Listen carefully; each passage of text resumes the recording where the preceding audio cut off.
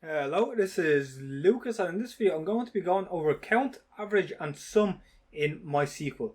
So I have a table created here, you can see, and we have a few number of IDs. Okay, so let's say we have a column with some other key, and we have a lot of values in here, and we want to get the count of all of those numbers. Okay. So what we can do is we can do something like select. So we'll do select. Now we have to do count, and now we have to specify the column name. So for me, it's ID. We are targeting this one here. So then I can just do ID in here, and then the rest of it is the exact same. So from the table. So for me, it'll be persons, and then we don't actually have to specify the where condition. And just like this, we will get the count of the IDs in this table. So you can see we have 6, just like this.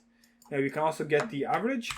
So if we change count to average, which is just AVG, we can get the average of all of these values. Okay, so what it's going to do is going to add all of these up, and then it's going to divide it by the amount of rows there are. So it's going to get all of these values, add them up, and then divide it by 6, and the answer that we get is 68.1667. Now we can also get the sum of all these values, so we can add them all up together. So exact same thing, instead of average, we will just write sum, and this will get the sum. It's going to add up all of these numbers together, and we're going to output it as a sum.